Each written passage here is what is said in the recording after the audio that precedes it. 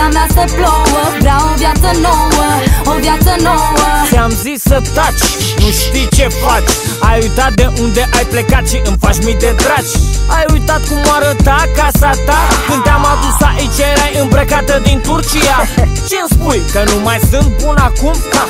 Ce-mi spui, că te-ai îndrăgostit pe drum?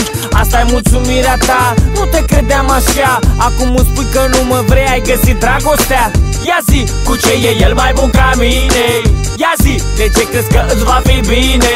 Ți-am pus aur la gât, peste tot te-am plimbat. Niciodată nu te-am lovit, nu te-am înjurat.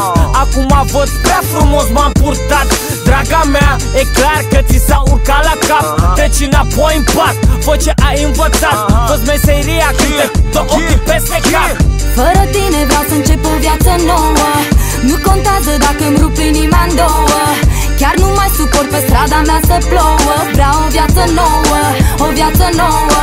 Fără tine vreau să încep o viață nouă. Nu contează dacă îmi rup inima în două.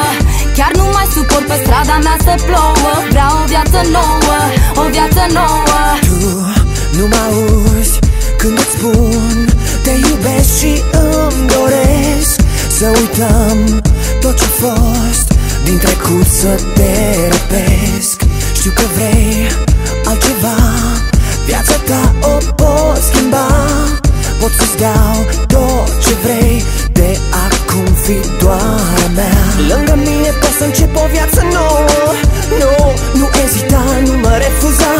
Niciodată nu o să-ți rup inima în două. Nu, de lângă mine nu pleca.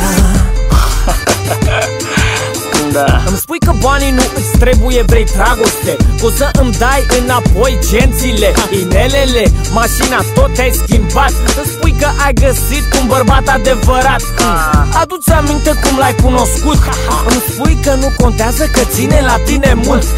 Ce proastă ești, te-aduți aminte. Ca un domn generos pentru o noapte fierbinte. Așa sună anunțul tot de la matrimoniale. Tu nu înțelegi, oare omul vroia relaxare? Pentru el e un joc, ca un joc de noroc. Tocmai când ne merge așa de bine, tu renunți la tot.